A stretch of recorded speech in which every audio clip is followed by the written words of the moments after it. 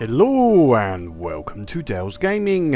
I'm Dell and this is Kerbal Space Program.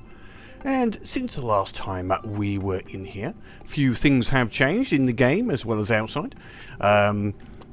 We've had an upgrade to 1.05, which has added a few little bits and pieces in there, but nothing that's majorly changed as far as the game goes. We have got some changes to contracts which may or may not affect us, but we'll go through that in a little bit. Did have had a few issues with some of the mods and had to wait for them to get a little bit modified before the game would properly load. But you know, that's good. You know, everything seems to be working now. We can get back in. I've also added a few extra mods, which we'll go through in a second. But first of all, part of our mission was to get some people back from the Mun and the space station successfully, and our Mun Taxi, piloted by Ted Gunn, did get back and take back our rescue of the Kerbals from the Mun, and they got them back and landed, and that was a good successful test of the landing system for the Mun Taxi, and it landed in the water successfully without any really major issues. So that was a good test and process to ensure that that taxi is a good little ship. Now we don't have to make some changes now,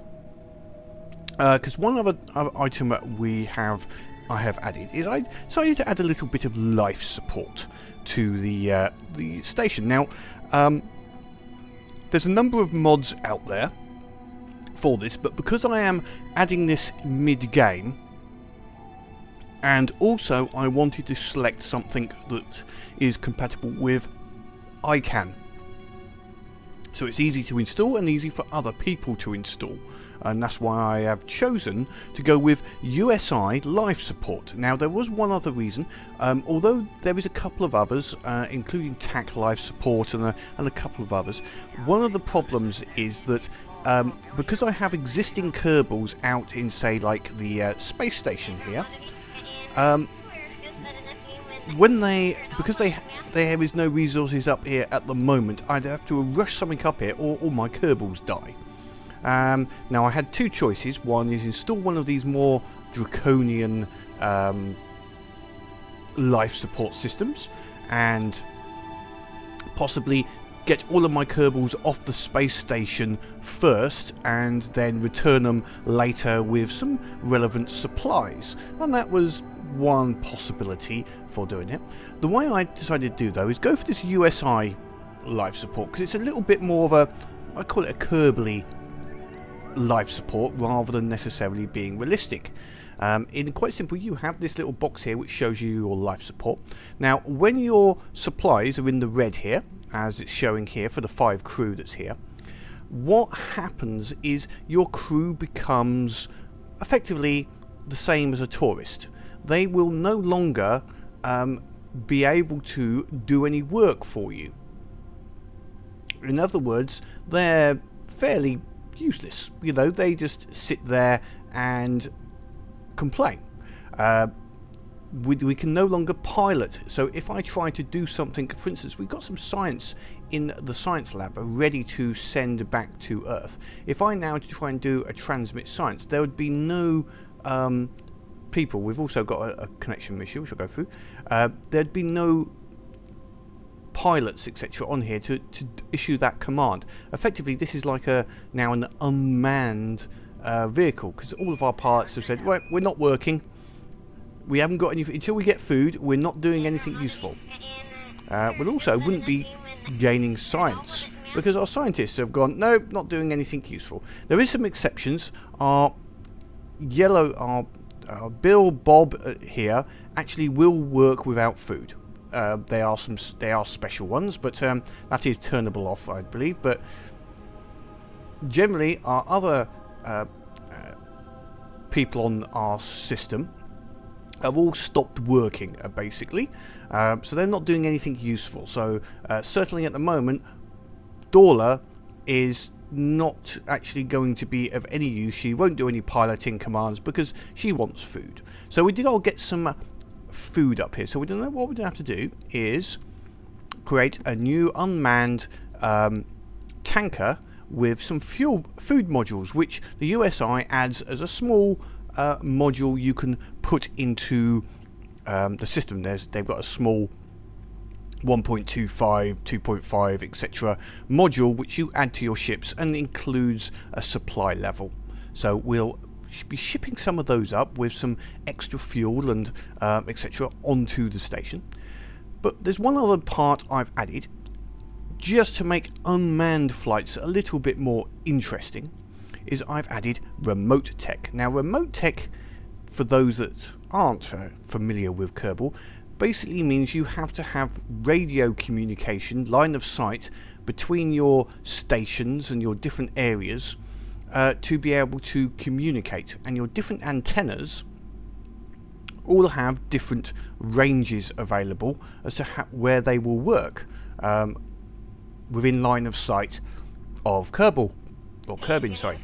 So at the moment, if I go into my lab and try and do transmit science, up in the top it says no connection to send command on, which means I don't have any, there's no radio connection between the Kerbal Space Center and this space station to be able to transmit my request.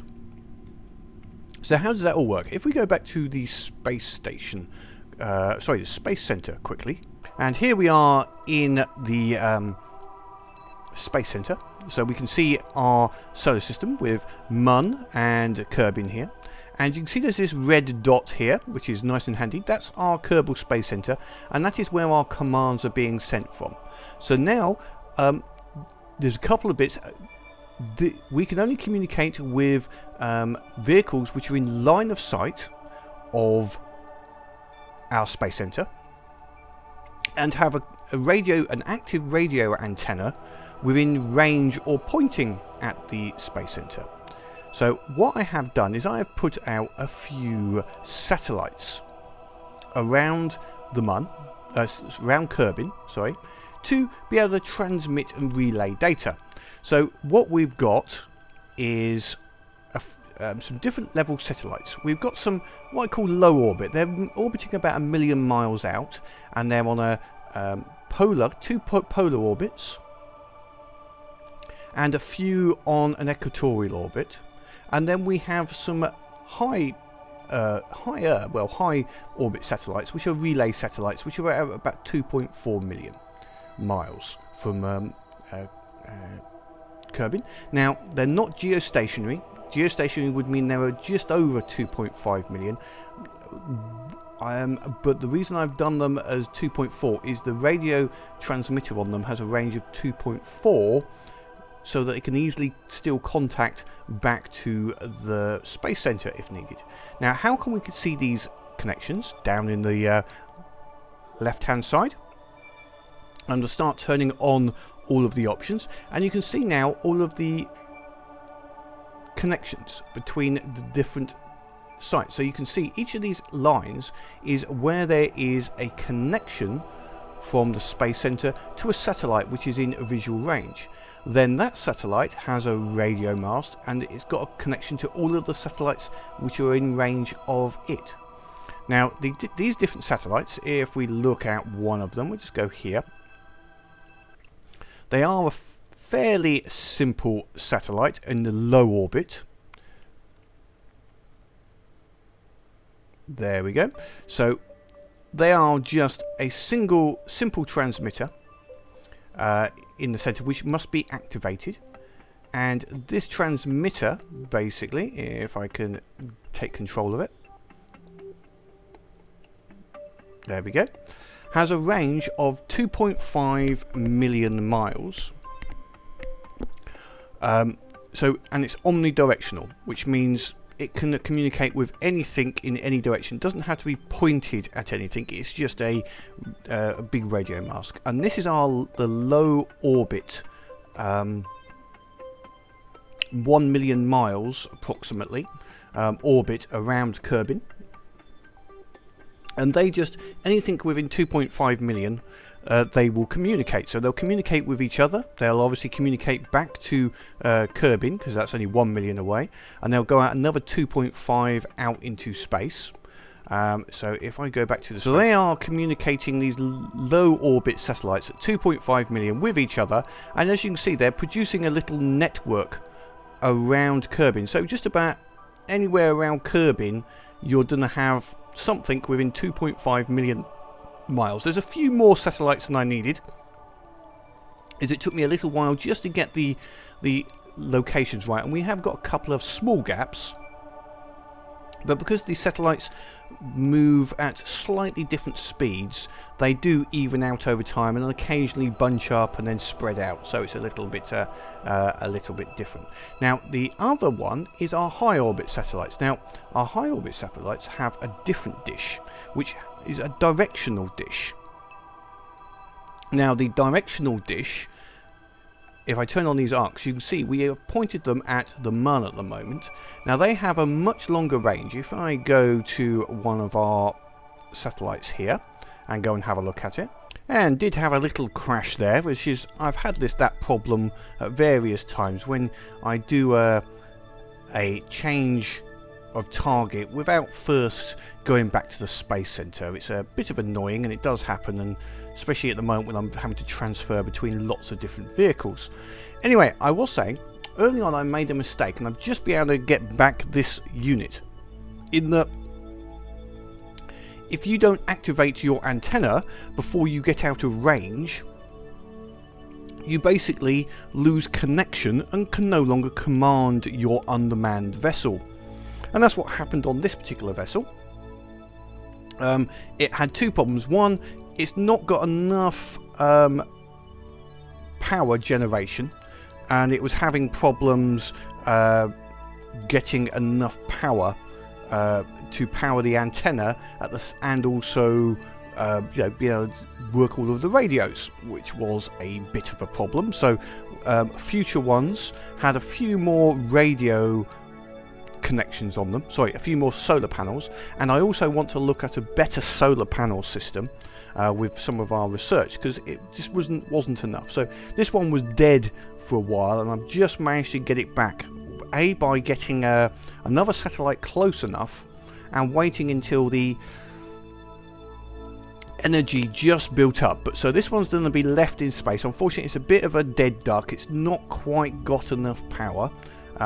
So yeah, these bigger antennas do take quite a bit of power to activate. You know, when they're activated, it's 0.82 charge, and these small photoelectrics, oh yeah, that's only 0.36 is getting there from the direct sunlight. So you do have to be a bit careful on them. And let's see if that's got us a little bit. We're still only getting 0.36, and we need at least 0.8 to be able to satisfy this radio antenna. So we're going to leave this one in flight. We might destroy it, but we'll leave it just as a high orbit 2.5 mil. It's fine for that sort of situation. So it's okay in general. We might be able to retrofit it later. So what is our plan for the moment? Right, so our plan at this moment is I need to get those supplies up to the Mun, and to do that I need to send an unmanned flight out with that can be controlled. Now to do that, first of all, we can't just send out a ship, because at this moment, as soon as it went round the, if I go over here, just set the focus over here, as soon as it goes around the back of this planet, I'd lose control of it, and basically we would have no radio control and not be able to transmit any commands to it. So we'd lose, and if that happened, let's just say when coming into docking, it could be somewhat disastrous. So what we're going to do is a bit of a double mission here. We have got a contract to put a satellite in a polar orbit around the Mun. So what we're going to do is we're going to put a satellite around in this orbit, but also have it as our relay station at the same time between any orders from the Mun, from Kerbin to the Mun. We will then also, I'm going to put a second one in a slightly wider equatorial orbit as well, but I'll do that second. So our first one is just to look at these satellites and getting into this polar orbit. I'm also looking, so we can look at how we have to keep control using the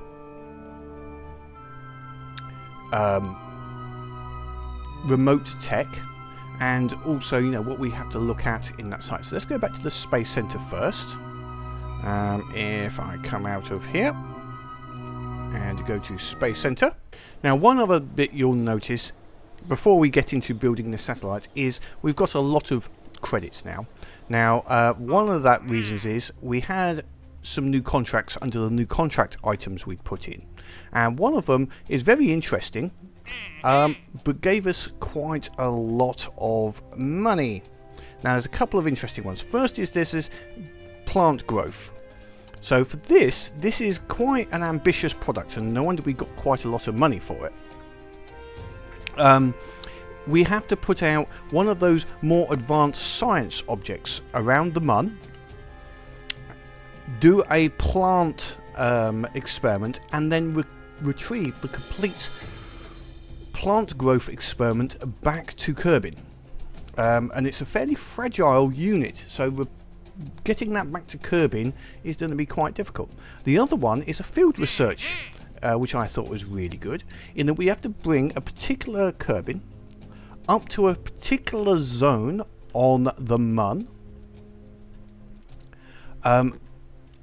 allow them to do a lot of reports, and then recover them all the way back to Kerbin.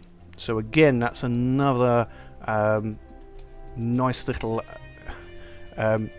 contract there, but they seem to be giving a fair bit of money away now, which is handy at this stage. So we're not going to worry about the money side, we're just going to do the contracts. But first of all, before we can do any of these flights, we need to get this satellite sorted. So first thing I'm going to do is look at these, whoops, wrong one. First thing I'm going to do is look at the tech. We've got some points available to us. So what I would like to get is these better solar panels. You can see they've got a much better charge rate, and by getting these, I can put these on the satellites. I can also put these onto the refuel system we're sending up to the station to get much better charge rates on our station, to ensure that we don't have any problems with running out of electricity in the future. These are also nicely extendable, which I think is quite nice as well. So we'll be looking at those. Now we'll get some, there's some which only extend once, and there's some which you can pull back again. So the satellites, the relay satellites, only need the ones where they're a one-time only extension, which would be fine, and the other ones we'll just have to be a little bit careful when we try and reposition some of the satellites. So we're going to research this. Okay, that's cool. And now we'll go back and build our satellite. So I'm going to base our satellite on the high orbit satellite, but we're going to make a few changes. Now you'll notice I'm using these aero fairings. I've been experimenting with them. I found them quite interesting. So first of all, what I'm going to do is I'm just going to take off that unit and look at our actual satellite itself. Now, to get to the Mun and get into an orbit takes about I think it's about 1100 delta V. So this seems to have quite a bit of delta V, but we've got to remember I've got to get into a polar orbit. So normally it's about 860 or so, but this has got 1800, so that should have plenty of delta V. Now what I might do is I might change the layout of some of these items. So let me just change my satellite config and I'll be back in a second. So what we have now in our little satellite, just to make it nice and economic, once it is separated off. We've got some batteries at the bottom, which I've used the nice compact cylindrical battery packs on here instead of the large ones. It's a little nicer. And we've got 2 sets of the extendable solar panels. Now, communications wise, we've got this small antenna here at the beginning, which is on there because that gives us an initial communication when we launch of 500 kilometers. So as long as we're in a low orbit, we haven't got to activate anything, and as long as we've got something within 500 kilometers, we will be able to get communications. We then have our secondary communitron, which has the will extend as part of our launch before we go too far, and that basically gives us the 2.5 million communication, but in any direction. And then we have our reflectron, which is a good long range 90 million miles. Now, we could have used the DTS, but I was just not liking how it was placed. It doesn't look nice. I like the dish we've got there, so that's the one I've chosen at the moment. So then we're going to have our ability to boost that up with a good 1.8 delta V, and now we've got to get this into orbit in the first place. So this is where our fairing will come in. So if we put this here, we've just checked to make sure our fairing is covering everything. It looks like it is. There's a slight little bit there, so we'll go and edit the fairings. As I said, I found these quite interesting. So if I edit the fairing, and there we go, just make it come across there and then come in. There we go. That looks better. There's nothing sticking out. I don't like things sticking out of it. It always looks a little bit off. So these fairings, one thing I've noticed on the fairing with the engines, if you first I had the fairing come off earlier up the staging, and what happened was this engine in here would not turn on. Even though the fairing had decoupled, it still thought the fairing, the engine was behind the fairing. So it means in these situations you have to have quite a big fairing and make sure it is then removed, the fairing block is then ejected. I didn't find a way around it. I don't know if it's a bug or just one of those things we have to go with. But it would be problematic if I wanted a larger fairinged vehicle. But in this case, it's okay. So this is our thing. Now, I think we're looking at our delta V here. I might need a little bit more fuel just to get us into initial space. So let's just change this in fuel tank here. I think we have got plenty of fuel, but I'm just going to go on a little bit of caution there. There we go, that's 4.1. That's going to be enough to get us into orbit and also a Mun interception, I think, there without a problem. So this is going to be satellite Mun. Whoops, let's get that. Mun 1. We'll just save that. And we're going to go for a launch. Let's just get this around the Mun. It's going to be a fairly standard launch, I think. But let's see how we go. Okay, so we're ready with a fairly good daytime launch here. This launch it's a bit fast, but with the fairings it keeps reasonable. Now we're going to go a fairly standard equatorial orbit, and then we'll sort out the rendezvous with the Mun. So let me get up into space, and I'll see you in a bit.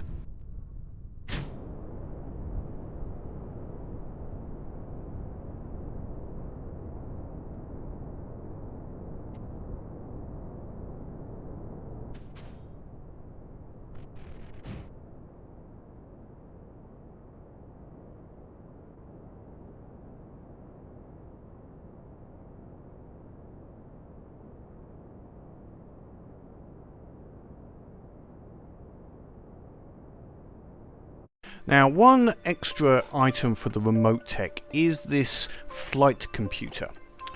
which I have found to be quite handy. It's not an autopilot as such, it only does some of the basic commands, but it does allow me to tell the computer when it is in range or out of range to do a particular maneuver at a particular time. And the good part about it is if you lose communication, it will remember what it's supposed to do and do that at the precise moment, even if you're out of range. So it basically stores up what it's supposed to do. So at this moment I'm going to tell it to execute the maneuver. So that means at the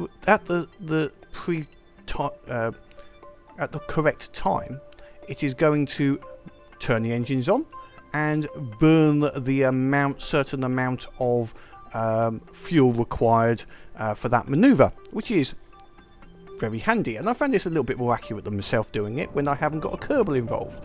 And it's sort of realistic. You would program the computer to do this. It's simplistic in that it only does one. It's not a full complex autopilot system, say like MechJeb, that does everything automatically for you, so we can't land the vehicle, etc.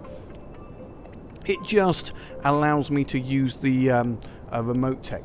The other issue is that you see we've got this delay factor up here, or up in the top. It shows you the delay. Now at the moment we're less than a second delay, it's milliseconds. But as you get further away with these unmanned items, there's a delay between you pressing a button and the ship actually doing the maneuver, and the flight computer allows you to allow for that delay and program it to happen precisely when you want, how much, and just tell it to do what you wish. And there we've got a nice reasonable orbit, and we've got a little bit of fuel left which we'll use for that initial burn to the Mun. So we'll just turn off that flight computer in there. So let me now just plan our Mun intercepts and see what we can do about getting this close to the Mun and that required orbit. So we've got now a fairly nice interception for this polar orbit, where it should bring us over the top in the correct direction. So we've got to do less a burn to basically intercept this exact area. But we have an issue in that, and this is one of these things of remote tech, in that because we have not put our fairing out yet, we have no connection to our satellite. Because at the moment we only have the 500 kilometer line of sight radio extended, which means that we cannot send the command. If I go and focus on here, there we go, there's our station, and we have no low satellites able to communicate at 500 kilometers away from our vessel, which is a bit of a problem.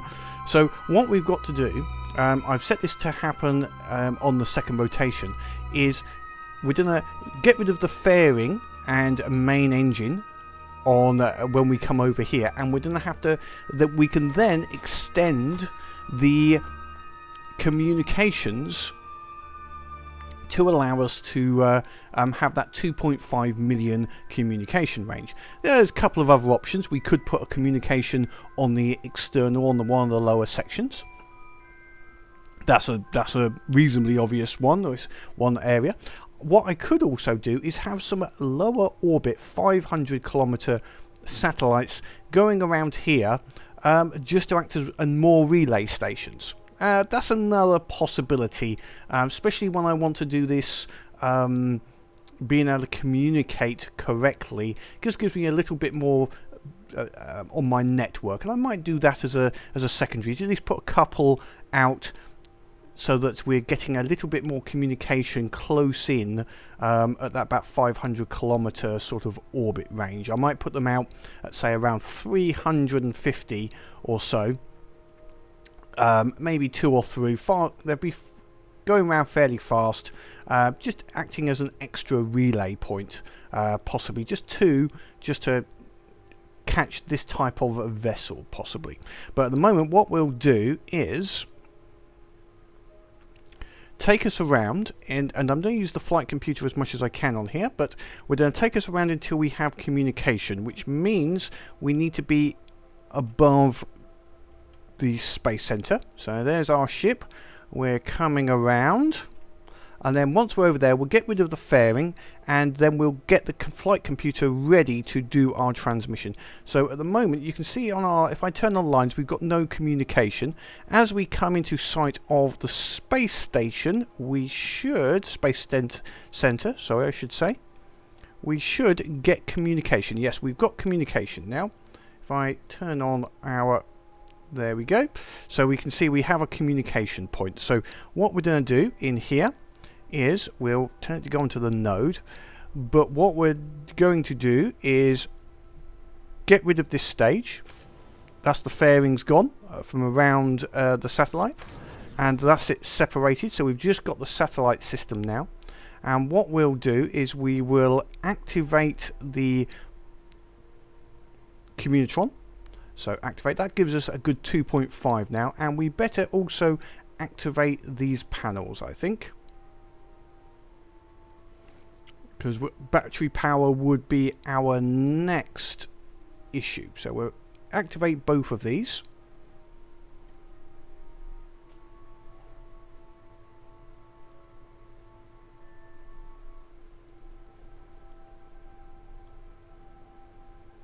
So they're getting plenty of charge, and what we can also do is we can also activate the main dish as well. And what we're going to do is our target is always going to be mission control. So we'll always be targeting mission control with this satellite. So obviously we're nice and close now, but if we go to our map, we should, if I turn off most of the lines and turn on arcs, there we go, we can most probably just see the arc is there heading back this way, but it's a little bit close at the moment to see it, so let's not worry about that at this second. So okay, what we're going to do now is prepare ourselves for the next maneuver. Now, as you can see, there's a lot of lines happening on this now, so we'll just turn it off for the moment just to make it a little cleaner. There we go. Okay, so next we need to prepare for this next maneuver node. So we're gonna tell the flight computer to execute the next maneuver node automatically, and it will basically count down to the right point, and then take over the ship and basically execute the maneuver.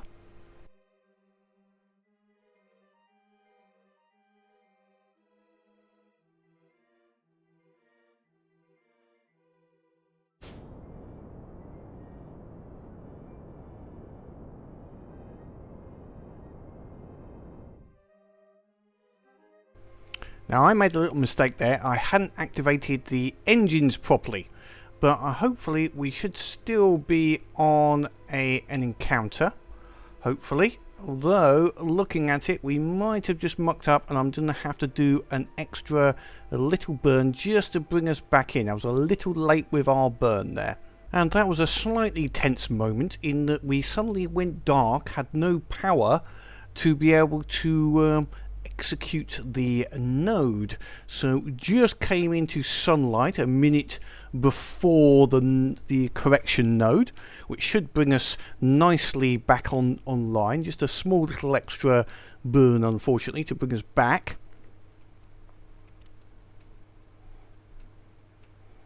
But these are the tense moments you get when you add all of these extra nodes. If you miss something, so forgot about the factor that I need to stay in sunlight.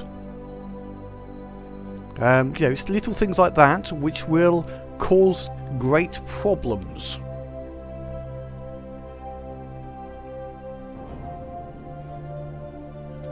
So there we have a nice little burn. So hopefully, if we take off the flight computer, we should, if I go to Mun as our... I'll go here. We've got a relatively nice capture now. So what we can do is add a maneuver node, which I will do now just to get us into this particular orbit. We might be able to do it in one. When we get a little closer, I might have to adjust it a little bit because it doesn't allow for the time it takes to get here, and this orbit will have changed slightly by the time we get here. So let me sort this out and get into position. And as our satellite starts coming into the Mun sphere of influence, we've got a little bit of time left before we have that node intercept, so we can have a look at it now just to see if it's close. And yep, that's still looking good to me. That's close enough, I think, to get us a link. And you can see with our arcs, if I turn on our arcs, we've still got a good communication link back to Kerbal and our space center. You can see we're connecting via the two high orbit satellites there, which is good with our node as well. If we turn these all on, you can see our node is pointing in the right direction, and we're communicating with the other antenna, which are pointing at us as well. So we'll just turn it off just to make it a little easier. There we go. That's showing us the communication back to base station. So what I'm going to do is just tell our flight computer to execute the node, the maneuver node, next, and hopefully that should put us in a good orbit around the Mun and act as a communication satellite for us.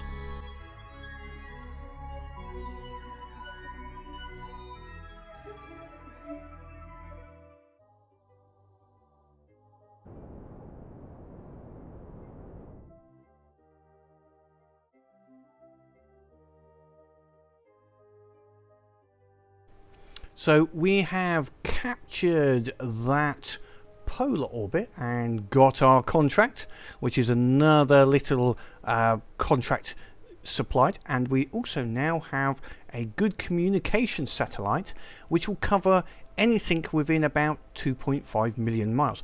Now it has got the problem of occasionally it's going to go dark, in that at the moment on this particular system orbit it's going to constantly be in sight, but obviously when it goes to the opposite side it would the space station etc would be on the opposite side of the planet, so we will need at least one other satellite. We can either put one in exactly the same orbit at the opposite side, is one way of doing it, so that they both got a chance at hitting them.